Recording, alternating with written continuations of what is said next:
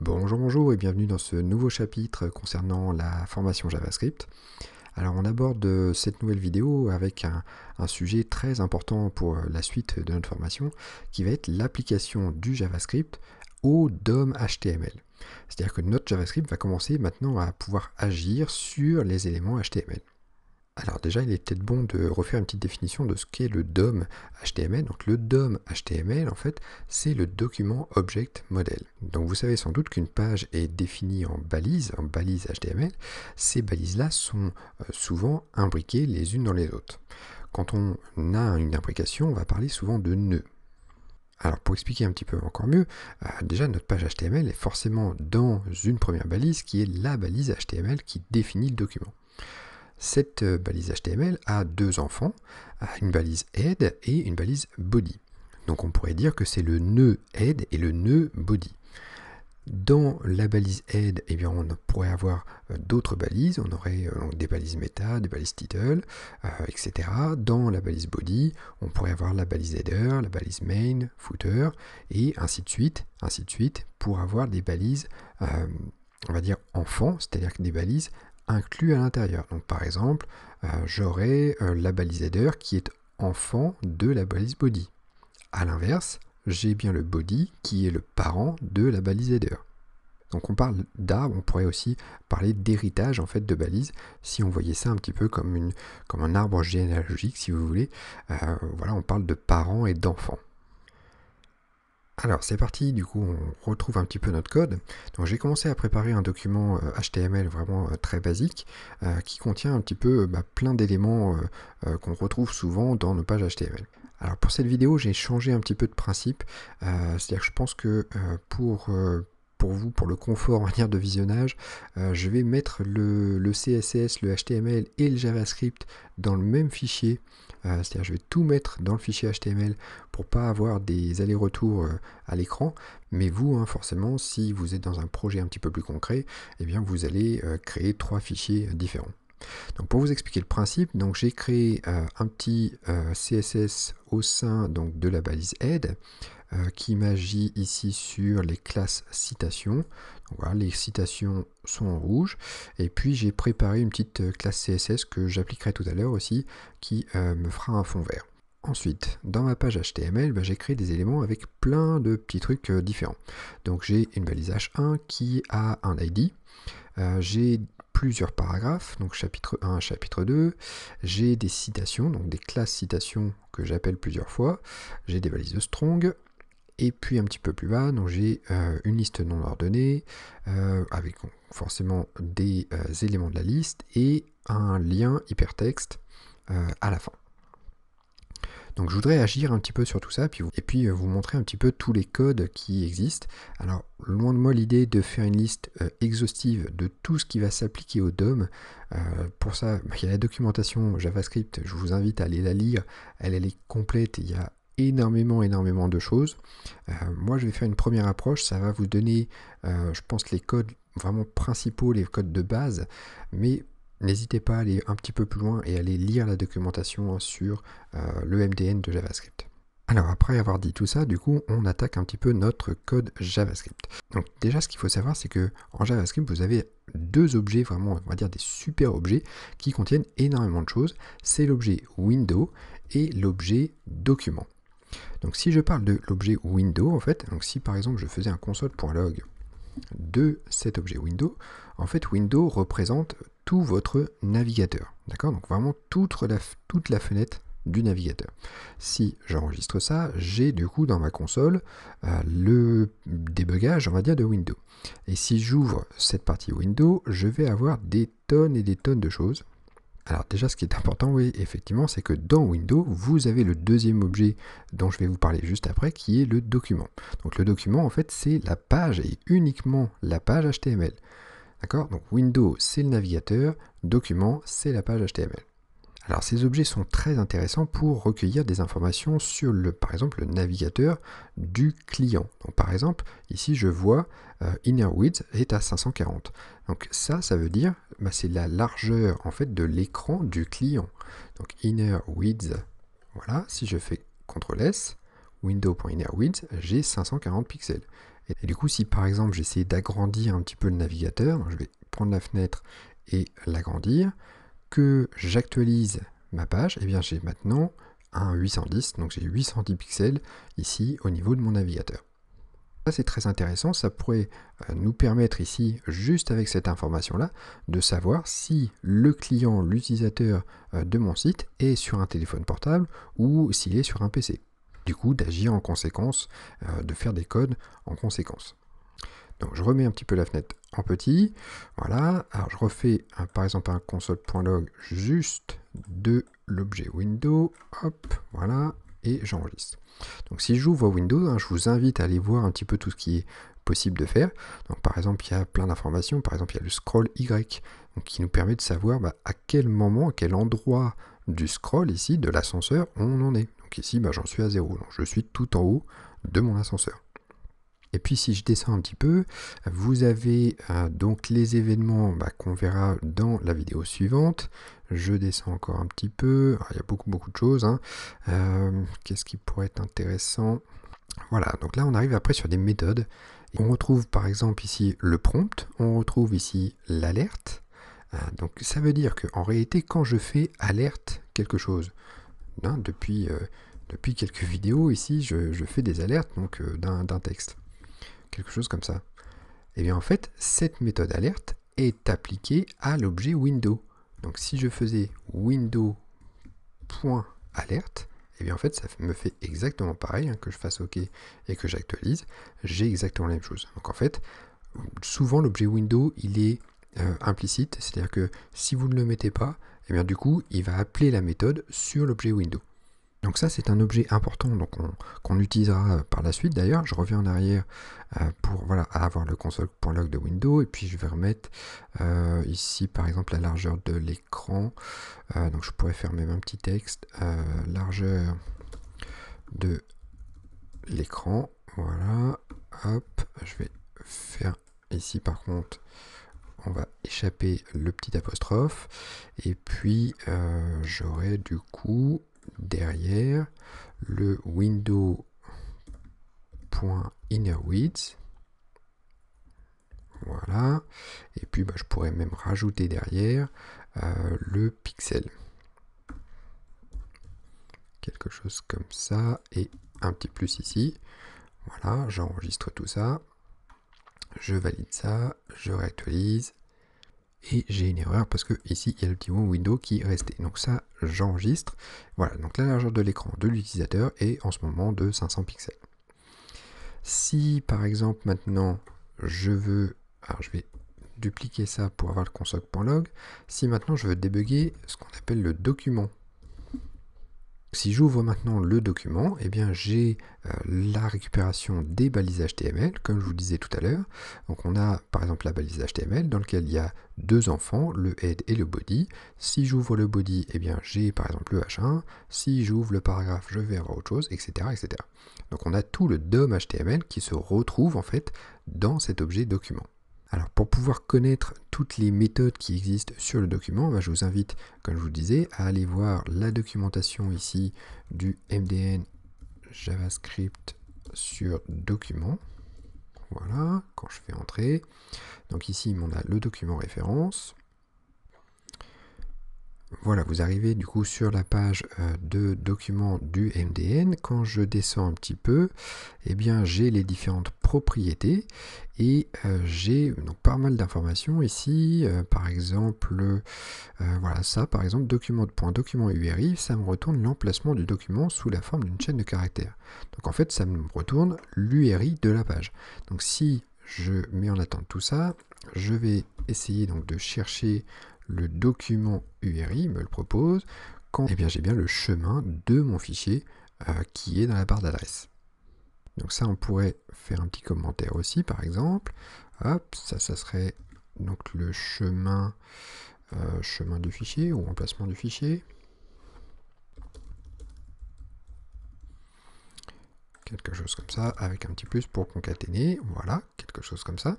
Ensuite, à ce document, j'ai pas mal de méthodes possible. Alors notamment, j'ai les méthodes pour sélectionner les éléments du DOM, puisqu'on avait vu que les balises étaient dans cet objet document en fait. Donc si je veux sélectionner un objet par son ID. Donc souvent, on va utiliser les ID en JavaScript parce qu'au niveau performance, c'est assez rapide en fait. Pourquoi? Parce qu'il n'y a forcément qu'un ID qui a tel nom par page. Donc si par exemple, je veux attraper mon titre, l'ID title, de toute façon, quand il va chercher l'ID title, une fois qu'il l'a trouvé, il n'a plus besoin de lire le reste en fait, puisqu'il sait qu'un ID, il n'y en a qu'un. Donc au niveau performance, en fait, dès qu'il trouve le résultat, il va me le renvoyer. Et donc c'est assez rapide de sélectionner par les ID. Donc si je fais un document .getElément by ID, getElément by ID, et quel ID je veux récupérer? L'ID qui s'appelle title en fait. Donc si je fais ça, et alors je vais faire un console.log pour voir que ça a bien marché. Voilà, donc j'entoure tout ça, et bien je récupère bien mon titre H1. Donc j'ai réussi à sélectionner un élément HTML de mon DOM. Alors ce qui est intéressant, c'est que les éléments HTML, comme ça, vous pouvez les stocker dans des variables. Donc si par exemple je ne faisais pas un console.log, mais que je faisais un let title par exemple, eh bien je pourrais stocker tout ça dans ma variable title. L'intérêt, c'est que je vais du coup, après, pouvoir lui réaffecter d'autres méthodes. Et par exemple, je voudrais récupérer le texte à l'intérieur du H1. Donc je vais récupérer le texte par title.innerText. Voilà, quelque chose comme ça. Et pour voir que ça fonctionne, je vais faire toujours mon célèbre console.log. Voilà, et on ferme la parenthèse et j'enregistre. Du coup, je récupère bien le mot DOM HTML ici. Alors attention, pour récupérer du texte, vous avez un petit peu deux méthodes. Vous avez donc le innerText qui ne récupère que le texte, récupère uniquement le texte. Voilà, quelque chose comme ça. Et vous avez aussi le innerHTML qui va essayer de récupérer le HTML avec. Donc pour l'instant, je récupère exactement la même chose, sauf que si dans mon titre H1, le mot HTML par exemple était entouré d'une balise strong, donc je vais mettre strong, voilà, je vais créer la balise, hop, je vais entourer le mot HTML de ça. Du coup, regardez la différence. Le innerText ne me renvoie que le texte, et donc échappe en fait, supprime si vous voulez, les balises HTML. Alors que le innerHTML me permet de renvoyer le texte plus le HTML en même temps. Alors ça me sert à récupérer les informations, mais vous pouvez aussi les modifier. Donc si je veux modifier le contenu textuel, donc le contenu texte, voilà, et donc je vais faire exactement la même chose. Donc je vais faire title innerText et je vais lui donner une valeur, donc égale à nouveau titre. Et bien du coup, j'ai réussi à modifier la valeur de mon titre. Alors donc là, je parle de innerText, donc je change le texte. Ce qui fait que si jamais j'ai essayé, par exemple, de mettre le nouveau dans une balise EM pour le mettre en italique, voilà, quelque chose comme ça, quand j'enregistre, eh bien, vu qu'on est en innerText, il échappe les balises HTML et il écrit finalement le HTML et le HTML n'est pas interprété par le navigateur. Si jamais du coup je faisais juste en dessous l'autre version, donc si je voulais changer le contenu HTML, quelque chose comme ça, du coup j'utiliserai la méthode innerHTML et quand j'enregistre, le mot nouveau est maintenant en italique. Donc là, juste avant, on a vu comment sélectionner un élément par son ID. On va voir maintenant comment sélectionner des éléments grâce à leur classe CSS. Donc si je fais sélectionner par leur classe, hop, sélectionner par leur classe, du coup, je vais récupérer, par exemple, j'avais créé une classe citation, donc il y a à l'intérieur la citation 1 et la citation 2. Donc si je fais mes lettres citations par exemple, et que je veux récupérer dans citation les éléments qui ont la classe citation, donc je vais cette fois-ci utiliser la méthode getElements. Alors attention, il y a un S à éléments cette fois-ci, pas par class name, by class name ici, et quel nom de la classe, ça sera citation. Si du coup derrière je fais un console.log pour voir ce qu'il y a dans ma variable citation, voilà, que j'enregistre. Alors on voit que dans cet objet citation, du coup j'ai deux éléments et en fait on voit que c'est un tableau ici entre crochets. Hein. Si j'ouvre, donc j'ai un tableau de deux valeurs qui contient donc un span en fait, donc le premier span qui est ici, voilà, ce premier span là, citation 1. Et je vois que par exemple, dans ce premier span citation, j'ai bien le inner text citation 1, etc., etc. Donc ça veut dire que ma variable citation est devenue un tableau. Alors je vais fermer tout ça.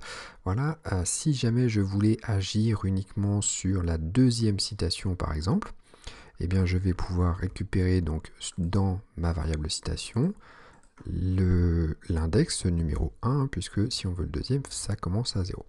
Et du coup, je récupère bien ma citation numéro 2 en console.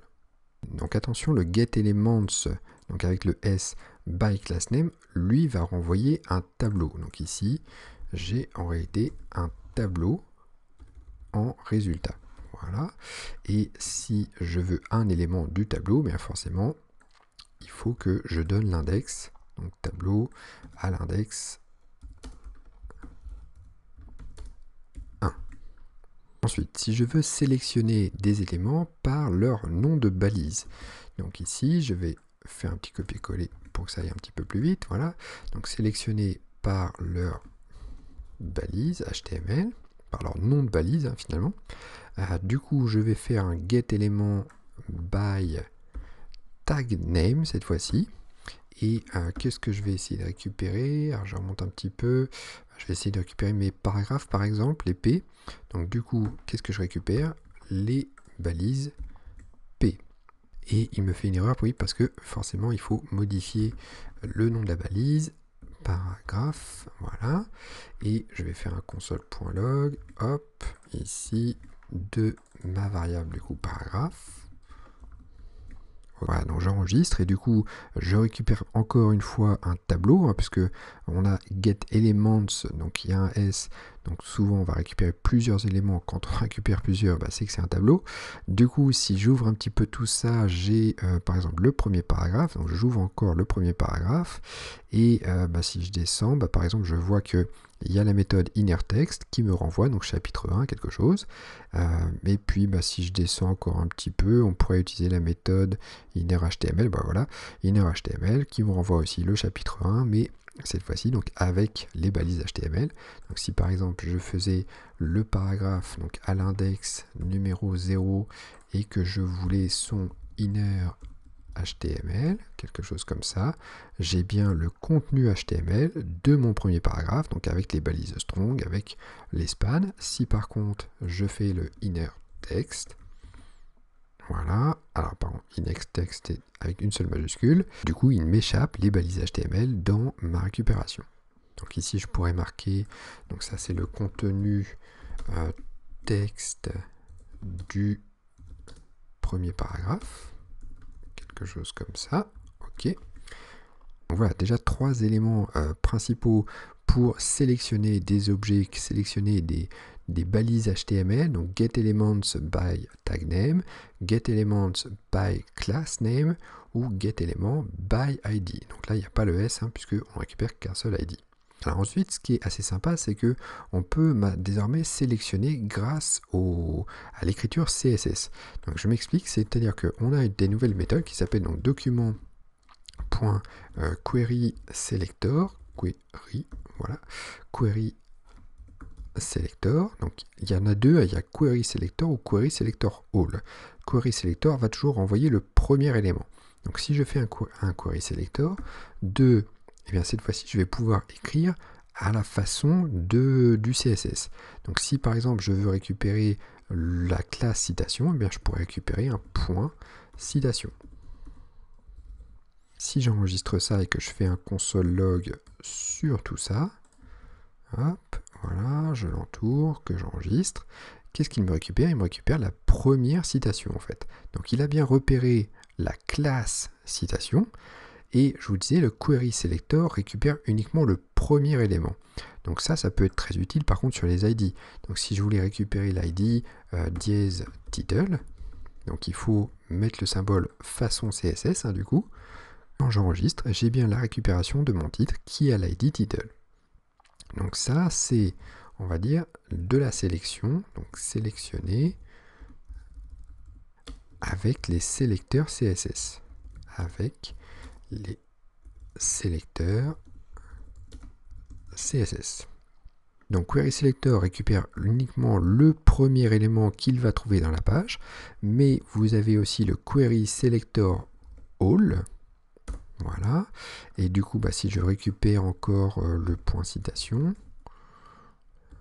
quelque chose comme ça, vu qu'on récupère plusieurs éléments, on va récupérer en fait un tableau ici. Donc voilà, j'ai un tableau avec les deux spans à l'intérieur. Alors ensuite, je peux aller plus loin dans la sélection et récupérer carrément des attributs des éléments HTML. Donc je vais copier-coller un petit peu tout ça pour que ça soit un peu plus rapide. Voilà, et donc je vais sélectionner, ou je vais récupérer plutôt, récupérer des attributs HTML. Voilà, donc par exemple, si je sélectionne donc j'avais un lien ici, d'accord? Donc j'avais un lien A, du coup, donc Query Selector, je pourrais récupérer le A. Donc il n'y en a qu'un de toute façon dans la page, donc ça va me récupérer que celui-ci. Voilà, donc si j'enregistre ça, je récupère bien le lien, le cliquer ici, qui est tout en bas, ça marche. Alors ce qui pourrait être intéressant, ça serait non pas de l'afficher d'ailleurs, mais de le stocker dans une variable, puisque je vais en avoir besoin un petit peu plus tard. Donc on va faire let A égale à ça, ok, et du coup, cette balise A, cet élément A, je peux lui récupérer cette fois-ci uniquement l'attribut href. Donc je peux faire un point get attribute, lequel attribut je veux récupérer, eh bien le href. Voilà, et donc là par contre je vais faire un console.log, console.log de ça, ok. Et donc si je fais ça, je récupère bien uniquement la valeur du href de mon lien. Donc là, getAttribute, c'est pour récupérer la valeur. Si maintenant je voulais modifier la valeur du href, eh bien j'ai le a.setAttribute, voilà, pour modifier l'attribut. Quel attribut je veux modifier? Eh bien c'est toujours le href. Et quelle valeur je vais lui donner? Eh bien je vais lui donner un deuxième paramètre. Donc je vais lui dire, maintenant tu vas sur https, 2.2/3w, on va le mettre sur le site, donc .weformyou.fr. Voilà, quand j'enregistre ça, et que je vais aller maintenant inspecter, le cliquer ici, donc clic droit dessus, inspecter. Alors j'ouvre un petit peu mieux la partie HTML, voilà, on voit bien que la balise A a complètement changé de destination ici. On va maintenant vers le site WeFormYou. Alors ensuite, si je veux modifier les attributs de style des balises HTML, donc on va dire un petit commentaire encore, modifier le style CSS. Donc dans ce cas-là, alors je vais récupérer un élément, je vais dire par exemple je veux récupérer le premier paragraphe, donc on va dire document.querySelector, je veux récupérer le premier paragraphe, donc P. Alors pour changer son attribut style, eh bien on a une propriété .style, voilà. Alors si je fais que ça et que je fais un console log d'ailleurs, vous allez voir que on a beaucoup de propriétés au niveau du style. Quand j'enregistre ça et que je retourne dans la partie console, voilà, donc il me dit que c'est un CSS Style Declaration, ok. Quand j'ouvre cette partie-là, eh bien j'ai toutes les propriétés CSS que je vais pouvoir modifier. Donc j'ai par exemple le background, j'ai le background color qui doit être quelque part, voilà le background color. Alors attention par contre, vous voyez que c'est écrit façon JavaScript, c'est-à-dire que c'est écrit en camel case et non pas en version CSS. En CSS, on aurait background-color. Ici, on a background color. Donc, si je veux changer, par exemple, la couleur de fond de cet élément-là, je ferai .style, .background color et je vais pouvoir lui mettre, du coup, une valeur derrière. Donc, du coup, on va faire un dièse AAA, par exemple. Ça va faire un petit gris et je vais enlever le console.log, puisque là c'est une action que je veux faire. J'enregistre tout ça, et donc j'ai bien mon petit chapitre qui arrive en gris. Alors qu'est-ce que ça a fait en fait dans la partie HTML? Donc si je fais clic droit, inspecter, j'arrive donc sur mon paragraphe, donc ça écrit carrément l'attribut style dans la partie HTML avec le background color, et d'ailleurs il me l'a écrit en RGB alors que je l'ai écrit en hexa, ça c'est assez rigolo. Donc du coup ça c'est parfois un petit peu bloquant, on va dire, au niveau des forces du CSS, puisque la balise style sur la propriété HTML c'est ce qu'il y a de plus fort en CSS, on va dire. Donc du coup c'est peut-être mieux parfois d'agir plutôt avec des classes CSS. Donc pour agir sur les classes CSS, donc si je fais, déjà je voudrais récupérer la liste des classes, la liste des classes CSS d'un élément HTML, voilà, quelque chose comme ça. Pour vous montrer ça, je vais du coup récupérer encore le premier paragraphe, voilà, et je vais faire une méthode qui s'appelle class list, voilà, et je vais faire un console.log toujours de donc tout ça, voilà, et quand j'enregistre dans la partie console, donc là il me dit c'est un élément vide, forcément mon premier paragraphe, hein, si je retourne dans la partie HTML, le premier paragraphe il n'a pas de classe. Si par contre je lui crée une classe maintenant égale à un test, donc on va dire test et puis test 2, voilà, que j'enregistre tout ça, et bien dans ma liste des classes, j'ai bien test et test 2. Du coup le point classe list me donne vraiment la liste des classes, me donne un tableau finalement avec le nom des classes. Alors maintenant qu'on a la liste des classes, ce qu'on va pouvoir faire du coup, c'est soit en rajouter, soit en enlever, soit savoir si elle y est ou pas, etc., etc. Donc je vais dupliquer un petit peu tout ça pour éviter, voilà, de retaper, quelque chose comme ça. Donc si maintenant je veux ajouter une classe, ajouter une classe CSS à un élément. Du coup, je vais récupérer encore le premier paragraphe, donc ça, je vais enlever juste le console.log qui me sert à rien, et du coup, je vais rajouter, donc derrière la classe list, je vais rajouter un point add, et donc je peux rajouter dans cette liste de classes la classe, alors par exemple, j'avais créé tout en haut la classe fond vert, donc je vais descendre tout en bas, donc du coup, je vais ajouter la classe fond vert. Alors du coup, quand j'enregistre, en fait, on voit que ça ne me change rien. Pourquoi ça ne change rien? Eh bien parce qu'en fait, on a cette ligne-là en fait, qui percute un petit peu notre classe list.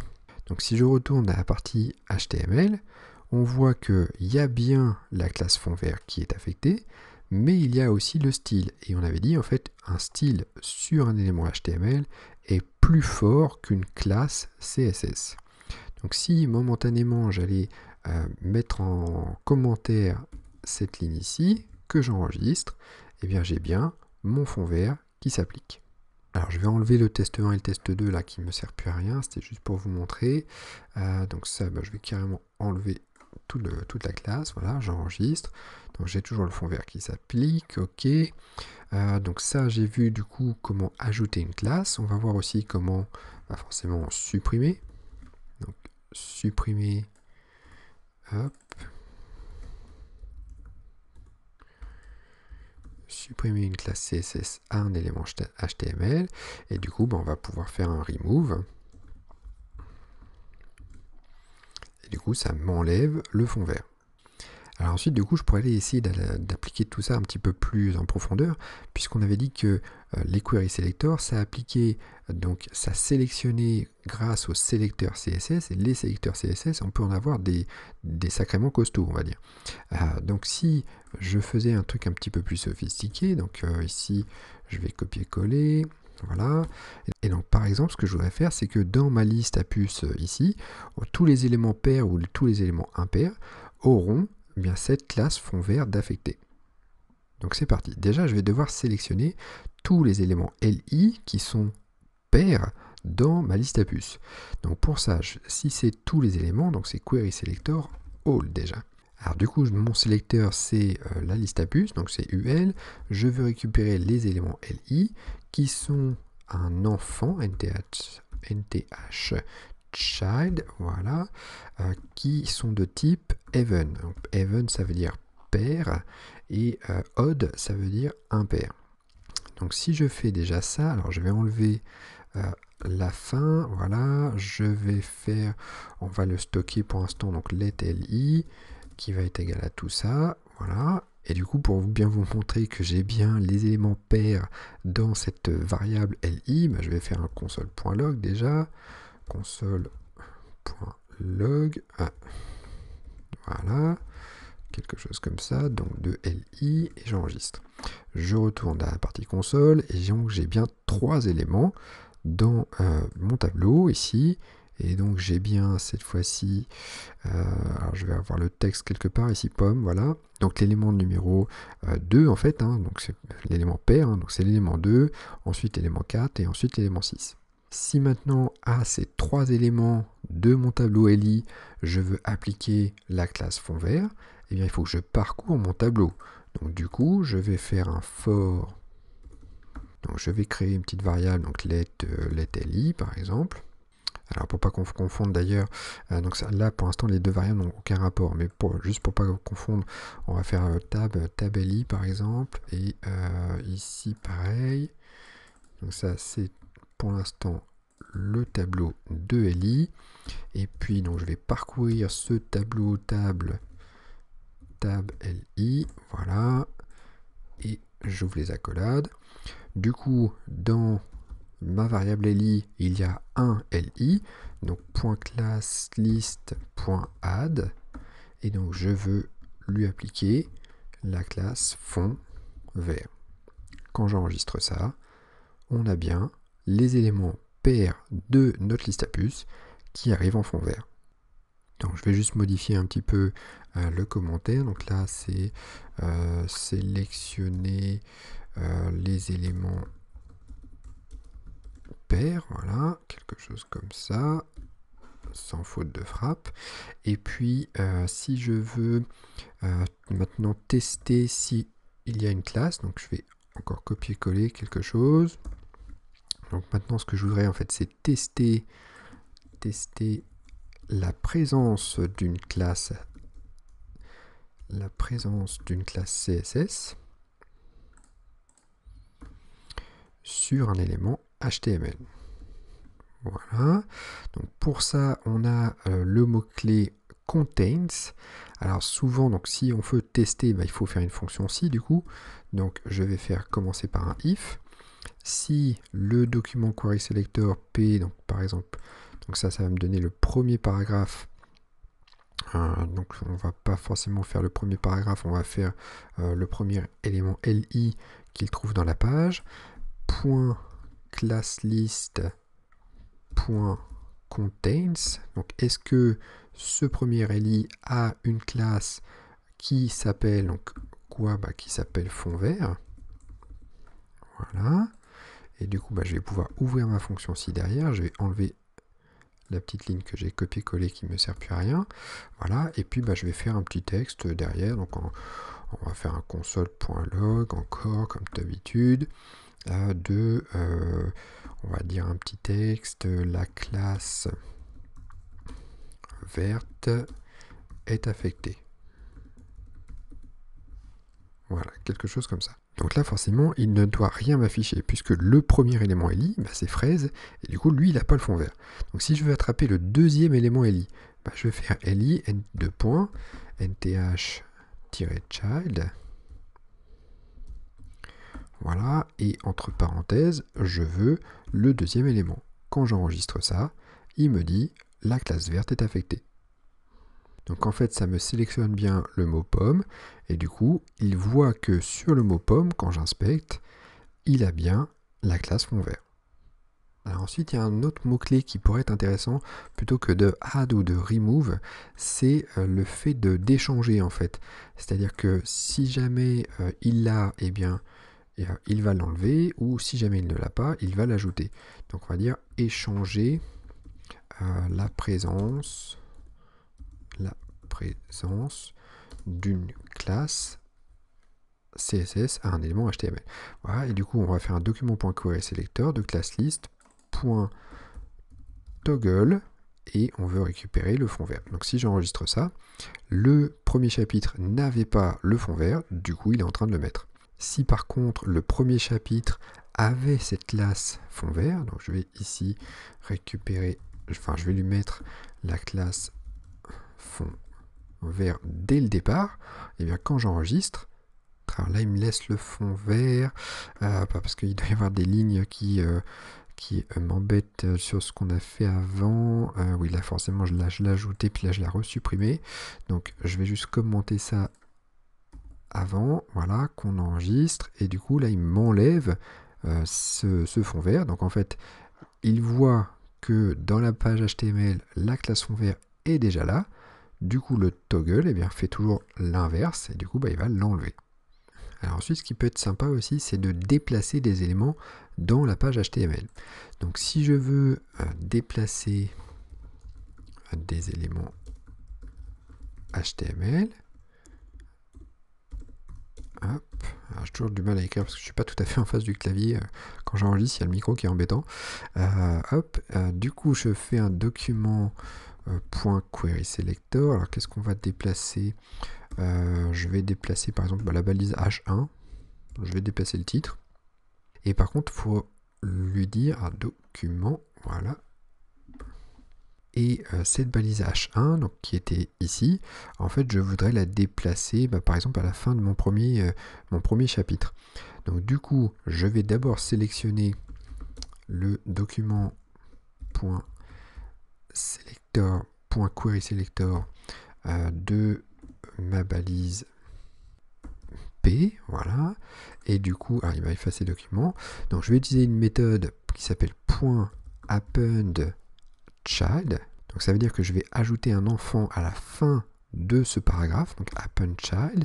Qu'est-ce que je veux ajouter? Eh bien, ça sera le document .querySelector de H1. Donc celui-là, hop, il va là. Voilà, donc c'est un peu bizarre, hein. Du coup, le appendChild, c'est ce que l'on veut déplacer, donc ce que l'on veut déplacer, et l'endroit où on veut le déplacer. Quand j'enregistre tout ça, eh bien mon titre se déplace ici à la fin de mon paragraphe. Et donc si on regarde la partie HTML, il faut bien que j'ouvre le paragraphe et à l'intérieur, on voit que le H1 a été déplacé à l'intérieur. Donc appendChild, ça veut dire déplacer comme un enfant, finalement, mais à la fin de ma balise P.